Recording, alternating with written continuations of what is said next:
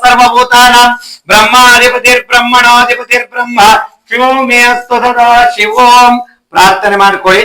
ಕ್ರೋಧಿನಾಮ ಸಂವತ್ಸರದ ದಕ್ಷಿಣಾಯನದ ಶರದೃತು ಕಾರ್ತೀಕ ಮಾಸದ ಕೃಷ್ಣ ಪಕ್ಷದ ದಶಮಿ ತಿಥಿ ಕಡೆ ಕಾರ್ತೀಕ ಸೋಮವಾರ. ಕಾರ್ತಿಕ ಮಾಸ ಮುಗಿಯುವಂತದ್ದು ಶನಿವಾರ ಅಮಾವಾಸ್ಯೆ ದಿವಸಕ್ಕೆ, ಆದ್ರೆ ಸೋಮವಾರ ಮುಗಿಯುವಂತದ್ದು 4ನೇ ಸೋಮವಾರ ಈ ದಿವಸ. ಯಾಕೆ ನಾವು ಪ್ರತಿಯೊಂದು ದೇವಾಲಯಗಳಲ್ಲಿ ದೀಪಾರಾಧನೆಯನ್ನ ಮಾಡ್ತೇವೆ ಅಂತ ಕೇಳಿದ್ರೆ, ಘೃತ ದೀಪೋ ಭವೇ ದಕ್ಷೇ ತೈಲ ದೀಪಸ್ತು ವಾಮತ ಸ್ಥಿತಿ ಮತಿ ಯಥೋ ದಕ್ಷೇ ವಾಮತೋ ರಕ್ತವರ್ತಿಕ ಅಂತ ಮಂತ್ರ ಹೇಳ್ತದೆ. ಅಂದ್ರೆ ನಮ್ಮ ಜೀವಕ್ಕೆ ಇರತಕ್ಕಂಥದ್ದೇ ಪರಮಾತ್ಮ. ಆ ಪರಮಾತ್ಮನಲ್ಲಿ ಆ ಆತ್ಮ ಇರತಕ್ಕಂಥದ್ದು ಜೀವಾತ್ಮ ಮತ್ತು ಪರಮಾತ್ಮನ ಒಟ್ಟಿಗೆ. ಹಾಗಾಗಿ ಶರೀರ ಅನ್ನತಕ್ಕಂಥದ್ದು ಜೀವಾತ್ಮ, ಪರಮಾತ್ಮ ಅದ್ರೊಳಗಡೆಗಿರತಕ್ಕಂಥದ್ದು, ಅದ್ರ ಒಳಗಡೆಗಿರತಕ್ಕಂಥದ್ದೇ ಅಂತರಾತ್ಮ. ಹಾಗಾಗಿ ನಾವು ಒಂದು ದೀಪಕ್ಕೆ, ದೀಪ ಅನ್ನತಕ್ಕಂಥದ್ದು ಒಂದು ಶರೀರ, ಆ ಶರೀರದ ಒಳಗಡೆಗೆ ಎಣ್ಣೆ ಹಾಕತಕ್ಕಂಥದ್ದೇ ಜೀವಾತ್ಮ, ಬತ್ತಿ ಇಡತಕ್ಕಂಥದ್ದು ಪರಮಾತ್ಮ, ಆ ಜ್ಯೋತಿ ಉರಿಯತಕ್ಕಂಥದ್ದೇ ಅಂತರಾತ್ಮ. ಆದ್ದರಿಂದ ನಮ್ಮ ಜೀವನ ಬೆಳಗ್ಲಿ, ನಮ್ಮ ಮನೆ ಬೆಳಗ್ಲಿ, ನಮ್ಮ ಬಾಳು ಬೆಳಗ್ಲಿ, ನಾವು ಮಾಡತಕ್ಕಂಥ ಕಾರ್ಯಕಲಾಪ ಉದ್ಯೋಗ ವ್ಯವಹಾರಗಳೆಲ್ಲವೂ ಸಹ ಪ್ರಜ್ವಲಮಾನವಾಗಿರತಕ್ಕಂಥ ಪ್ರಕಾಶವನ್ನ ಕಾಣ್ಲಿ ಎಂಬುದಾಗಿ ನಾವು ದೇವರಲ್ಲಿ ಪ್ರಾರ್ಥನೆಯನ್ನು ಮಾಡ್ತೇವೆ. ಆದ್ರೆ ದೀಪವನ್ನು ಹಚ್ಚುತ್ತೇವೆ, ಆದ್ರೆ ಎಣ್ಣೆ ಖರ್ಚಾಗ್ತದೆ, ತುಪ್ಪ ಖರ್ಚಾಗ್ತದೆ ಅಂತ ಸಣ್ಣ ದೀಪವನ್ನ ಮನೆಯಲ್ಲಿ ಉರಿಸ್ತೇವೆ.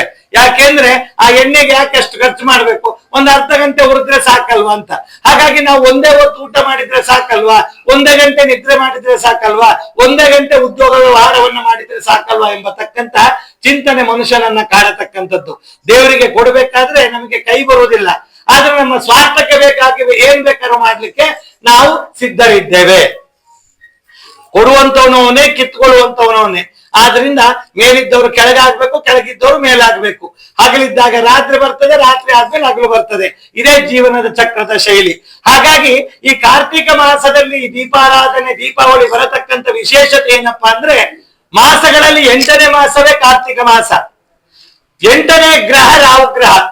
ರಾಹುವಿನಿಂದಾಗಿ ನಮ್ಮ ಶರೀರಕ್ಕೆ ಉತ್ಪತ್ತಿ ಆಗತಕ್ಕಂತ ರೋಗ ರುಜಿನಿಗಳ ನಿವಾರಣೆಗೋಸ್ಕರವಾಗಿ ನಮ್ಮ ಶರೀರದಲ್ಲಿ ಶಾರೀರಿಕವಾಗಿ, ಮಾನಸಿಕವಾಗಿ, ಆಂತರಿಕವಾಗಿ, ಬಾಹಿಕವಾಗಿ, ದೈಹಿಕವಾಗಿ ಬಂದಿರತಕ್ಕಂತಹ ತೊಂದರೆಗಳನ್ನ ನಾವು ನಿರ್ಮೂಲನೆಯನ್ನುಗೊಳಿಸಿ ನಮ್ಮ ಮನಸ್ಸನ್ನ ಕೇಂದ್ರೀಕೃತವಾಗಿಟ್ಟುಕೊಂಡು ಆ ಮನಸ್ಸನ್ನ ನಾವು ಮಾಡತಕ್ಕಂಥ ಕಾರ್ಯಕಲಾಪ ಉದ್ಯೋಗ ವ್ಯವಹಾರಗಳಲ್ಲಿ ಕೇಂದ್ರೀಕೃತಗೊಳಿಸಲಿಕ್ಕೋಸ್ಕರವಾಗಿ ದೀಪಾರಾಧನೆ. ನಾವೊಂದು 10 ನಿಮಿಷ ಒಂದು ದೀಪವನ್ನು ಒಂದು ಕತ್ತಲ ಕೋಣೆಯಲ್ಲಿ ಇಟ್ಟು ಆ ಜ್ಯೋತಿಯನ್ನೇ ನೋಡ್ತಾ ಇದ್ದಂತ ಸಂದರ್ಭದಲ್ಲಿ ನಮ್ಮ ಮನಸ್ಸಿನ ತಾಪತ್ರಯಗಳೆಲ್ಲವೂ ಸಹ ನಿವಾರಣೆ ಆಗ್ಲಿಕ್ಕೆ ಆಗ್ತದೆ.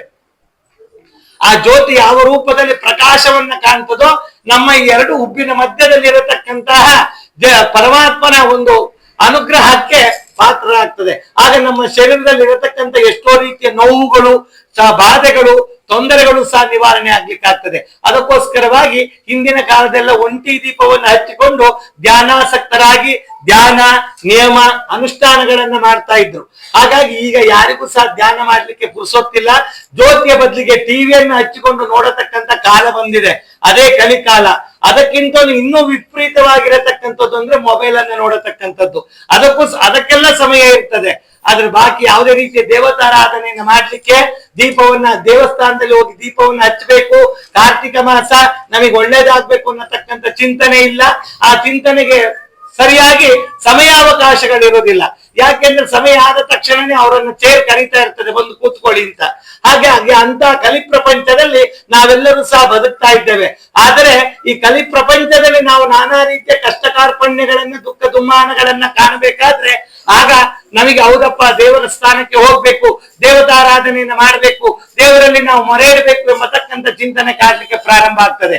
ಆಗ ಸಂಕಟ ಬಂದಾಗ ವೆಂಕಟರಮಣ ಅಲ್ಲ, ಪ್ರತಿನಿತ್ಯವೂ ಸಹ ದೀಪಾರಾಧನೆಯನ್ನು ಮಾಡಿಕೊಂಡು ಬಂದ್ರೆ ಆ ನಮಸ್ತೆ ತುಳಸಿ ದೇವಿ, ನಮೋ ವಿಷ್ಣು ಪ್ರಿಯೇಶುವೆ, ನಮೋ ಮೋಕ್ಷ ಪ್ರದೇ ದೇವಿ, ನಮೋ ನಾರಾಯಣಿ ನಮೋಸ್ತುತೆ. ಮಹಾಲಕ್ಷ್ಮಿ, ಮಹಾವಿಷ್ಣು ನಮ್ಮನ್ನ ಪಾಲನೆ ಮಾಡಿ ಪೋಷಣೆಯನ್ನು ಮಾಡಿ ಜೀವನವನ್ನ ನಡೆಸಲಿಕ್ಕೆ ದಾರಿ ಮಾಡಿ ಕೊಡತಕ್ಕಂಥವ್ರು. ಅಂತಹ ಲಕ್ಷ್ಮೀನಾರಾಯಣರು ಆ ತುಳಸಿಯ ಬುಡದಲ್ಲಿ ಇರ್ಬೇಕಾದ್ರೆ ತುಳಸಿಗೆ ಒಂದು ದೀಪವನ್ನು ಇಟ್ಟು, ಒಂದು ಚೊಂಬು ನೀರನ್ನ ಇಟ್ಟು, ಆ ನೀರಿಗೆ ಒಂದು ಹೂವನ್ನ ಹಾಕಿ ಆ ತುಳಸಿ ಪೂಜೆಯನ್ನ ಯಾರು ಮಾಡ್ತಾರೋ ಅವರಿಗೆ ಆ ಶರೀರದಲ್ಲಿ ಇರತಕ್ಕಂತಹ ರೋಗ ನಿವಾರಣೆ ಆಗ್ಲಿಕ್ಕೆ ಆಗ್ತದೆ. ಶರೀರೇ ಗಜ್ಜರೆ ಭೂತೆ. ಈ ಶರೀರಕ್ಕೆ ಬೇಕಾಗಿರತಕ್ಕಂಥ ಔಷಧಿಯ ಗುಣ ತುಳಸಿಯಲ್ಲಿದೆ. ಅದಕ್ಕೋಸ್ಕರವಾಗಿ ಕಾರ್ತೀಕ ಮಾಸದ ಶುಕ್ಲ ಪಕ್ಷದ ದ್ವಾದಶಿಯ ದಿವಸ ಆ ತುಳಸಿ ಪೂಜೆ ವಿಶೇಷವಾಗಿರುವಂತದ್ದು. ಲಕ್ಷದೀಪ ಅಮಾವಾಸ್ಯೆ ದಿವಸವೇ ಯಾಕೆ ಮಾಡ್ತೇವೆ ಅಂತ ಕೇಳಿದ್ರೆ, ನಾವೆಲ್ಲ ಗ್ರಹಗಳನ್ನು ಪೂಜೆ ಮಾಡ್ತೇವೆ, ಆದ್ರೆ ಹುಣ್ಣಿಮೆ ದಿವಸ ಸತ್ಯನಾರಾಯಣನನ್ನ ಪೂಜೆ ಮಾಡ್ತೇವೆ. ಆದ್ರೆ ಅಮಾವಾಸ್ಯೆ ದಿವಸ ಯಾವ ಪೂಜೆಯನ್ನು ಮಾಡುವುದಿಲ್ಲ. ಅದು ಪಿತೃ ಕಾರ್ಯಗಳಿಗೆ ಮಾತ್ರವಾಗಿ ಇರತಕ್ಕಂತಹ ಪೂಜೆ. ಆ ಪಿತೃ ಕಾರ್ಯಗಳಿಗೆ ಮಾಡತಕ್ಕಂತಹ ಪೂಜೆಯಲ್ಲಿ ಏನಾಗ್ತದೆ ಅಂತ ಕೇಳಿದ್ರೆ, ಅಮಾವಾಸ್ಯೆ ದಿವಸ ಈಶ್ವರನ ಪ್ರಿಯವಾಗಿರತಕ್ಕಂಥ ತಿಥಿ. ಆ ತಿಥಿಯಲ್ಲಿ ನಾವು ಈಶ್ವರನ ಸಾನ್ನಿಧ್ಯಕ್ಕೆ ಹೋಗಿ ಲಯಕರ್ತನಾಗಿರತಕ್ಕಂಥ ಈಶ್ವರನ ಒಂದು ಸಾನ್ನಿಧ್ಯದಲ್ಲಿ ಆ ಕತ್ತಲನ್ನು ಹೋಗಲಾಡಿಸಿ ಬೆಳಕನ್ನ ಕರುಣಿಸು ದೇವ ಎಂಬತಕ್ಕಂಥ ಚಿಂತನೆಯನ್ನು ನಡೆಸಿ ಆ ಲಕ್ಷದೀಪದ ದಿವಸ ನಾವು ಎಷ್ಟೆಷ್ಟು ದೀಪವನ್ನು ಹಚ್ಚುತ್ತೇವೋ ಅಷ್ಟಷ್ಟು ರೀತಿಯ ಫಲಾಫಲಗಳು ನಮಗೆ ದೊರಕತಕ್ಕಂಥದ್ದು. ಹಾಗಾಗಿ ಪುಣ್ಯಕ್ಷೇತ್ರಗಳು ಅಂದ್ರೆ ಧರ್ಮಸ್ಥಳ, ಸುಬ್ರಹ್ಮಣ್ಯದಲ್ಲೆಲ್ಲ ಲಕ್ಷದೀಪ ವಿಶೇಷವಾಗಿರತಕ್ಕಂಥದ್ದು. ಲಕ್ಷದೀಪದ ದಿವಸವೇ ದೇವರು ಉತ್ಸವ ಮೂರ್ತಿ ಹೊರಭಾಗಕ್ಕಾಗತಕ್ಕಂಥದ್ದು.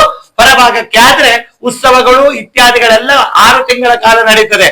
ಮೇ 26ಕ್ಕೆ ಪತ್ತನಾಜೆ ದಿವಸ ಉತ್ಸವ ಮೂರ್ತಿ ಒಳಭಾಗಕ್ಕೆ ಆಗತಕ್ಕಂಥ ಕಾರ್ಯ. ಹಾಗಾಗಿ ಆ ಲಕ್ಷದೀಪ ಶನಿವಾರ ದಿವಸ ಬಂದಿದೆ. ಅಮಾವಾಸ್ಯೆ ದಿವಸ ಶನಿವಾರದ ಬೆಳಿಗ್ಗೆ ಈಶ್ವರನಿಗೆ ಅಭಿಷೇಕ ಇರ್ತದೆ. ಅದೇ ರೀತಿಯಲ್ಲಿ ಸಾಯಂಕಾಲ ದೀಪಾರಾಧನೆ, ಭಜನಾ ಕಾರ್ಯಕ್ರಮ, ಪ್ರಸಾದ ವಿನಿಯೋಗ ಇರ್ತದೆ. 6 ಸಂಕಲ್ಪವನ್ನು ಮಾಡಿ ದೀಪ ಹಚ್ಚತಕ್ಕಂಥವ್ರು 6 ಗಂಟೆಗೆ ಬನ್ನಿ, ನಿಮ್ಮ ದೀಪವನ್ನೆಲ್ಲ ಜೋಡಿಸ್ಕೊಳ್ಳಿ. ದೀಪ ಇಲ್ಲೇ ಇದೆ, ಯಾರು ದಯಮಾಡಿ ದೀಪವನ್ನ ತರಬೇಡಿ. ಎಣ್ಣೆ ಬತ್ತಿಯನ್ನ ತಂದು ಎಲ್ಲ ಈಶ್ವರನ ಮುಂಭಾಗ ಅಂದ್ರೆ ಪ್ರೇಕ್ಷಣಾ ಮೂರ್ತಿ ಆ ನಾಗನ ಎದುರು ಭಾಗದಲ್ಲಿ ಎಲ್ಲ ದೀಪವನ್ನು ಎಷ್ಟು ಬೇಕಾದ್ರೂ ದೀಪವನ್ನು ಹಚ್ಚಬಹುದು. ಆ ಕಟ್ಟೆ ಮೇಲೆ ಎಲ್ಲ ಕಡೆಯಲ್ಲೂ ಹಚ್ಚಿ ದೇವರ ದರ್ಶನ ಮಾಡಿ ದೇವರ ಒಂದು ಕೃಪೆಗೆ ಪಾತ್ರರಾಗಿ ದೇವರ ಸಿರಿಮುಡಿ ಗಂಧ ಪ್ರಸಾದವನ್ನು ಸ್ವೀಕಾರ ಮಾಡಬೇಕಾಗಿ ಈ ಮೂಲಕವಾಗಿ ಕಾರ್ತಿಕ ಮಾಸದಲ್ಲಿ ವಿಶೇಷವಾಗಿರುವಂತದ್ದು. ಹಾಗಾಗಿ ಕಾರ್ತಿಕ ಮಾಸದಲ್ಲಿ ನಾವು ಶುದ್ಧವಾಗಿದ್ದೇವೆ, ಕಾರ್ತಿಕ ಮಾಸದಲ್ಲಿ ನಾವು ನಿಯಮ ನಿಷ್ಠೆಯಿಂದ ಪಾಲಿಸ್ತೇವೆ, ಎಲ್ಲವೂ ಸರಿ. ಆದ್ರೆ ನೀನು ದೀಪಾರಾಧನೆಯನ್ನು ಮಾಡತಕ್ಕಂಥದ್ದೇ ಶ್ರೇಷ್ಠಕರ. ಹಿಂದೆ ಎಲ್ಲ ಒಂದು ಪಾನ್ವಾಳದ ಮರದ ಮೇಲೆ ಸಗಣಿಯನ್ನ ಇಟ್ಟು ಸಗಣಿಯ ಮೇಲೆ ದೀಪವನ್ನ ಹಚ್ಚಿ ಇಡ್ತಿದ್ರು, ಮಣ್ಣಿನ ದೀಪದಲ್ಲಿ. ಅದು ಪಂಚೇಂದ್ರಿಯಗಳು: ಎಲೆ, ಸಗಣಿ, ದೀಪ, ಬತ್ತಿ, ಎಣ್ಣೆ. ಆ ಪಂಚಭೂತಗಳು ಮನೆಯಿಂದ ಹೊರಭಾಗಕ್ಕೆ ಹೋಗಿ ಪಂಚೇಂದ್ರಿಯಗಳಿಗೆ ಬೇಕಾಗಿರತಕ್ಕಂಥ ಶಕ್ತಿ ಸಂಪಾದನೆಗೆ ಆ ಗೋವಿನ ಭಾಗದಲ್ಲಿ ಇರತಕ್ಕಂತ 101 ಕೋಟಿ ದೇವಾನುದೇವತೆಗಳು ನಮ್ಮ ಮನೆಗೆ ಪ್ರವೇಶವನ್ನ ಮಾಡ್ಲಿ ಎಂಬತಕ್ಕಂಥ ಚಿಂತನೆಗೆ ಆ ಸಗಣಿಯಲ್ಲಿ ದೀಪವನ್ನ ಇಡ್ತಾ ಇದ್ರು. ಆ ಪಾನ್ವಾಳದ ಎಲೆ ಅಂದ್ರೆ ಅದು ಯೋನಿ ಆಕಾರದಲ್ಲಿ ಇರತಕ್ಕಂಥ ಎಲೆ, ಸಂತಾನೋತ್ಪತ್ತಿಯಲ್ಲಿ ಕ್ರಿಯೆಯನ್ನು ಕೊಡತಕ್ಕಂತ ಎಲೆ. ಅದಕ್ಕೋಸ್ಕರವಾಗಿ ಅದೇ ಎಲೆ ಶ್ರೇಷ್ಠ ಎಂಬುದಾಗಿ ಪೂರ್ವಿಕರು ಅದನ್ನ ಗ್ರಹಿಸಿ ಅದೇ ಎಲೆಯನ್ನು ಇಡ್ತಾ ಇದ್ರು. ಹಾಗಾಗಿ ಪ್ರತಿಯೊಂದು ಹಿರಿಯರು ಮಾಡಿರತಕ್ಕಂತ ಹಬ್ಬಗಳಿಗೆ ಹಾಗೂ ಕ್ರಮಗಳಿಗೆ ಅರ್ಥಗರ್ಭಿತವಾಗಿದೆ.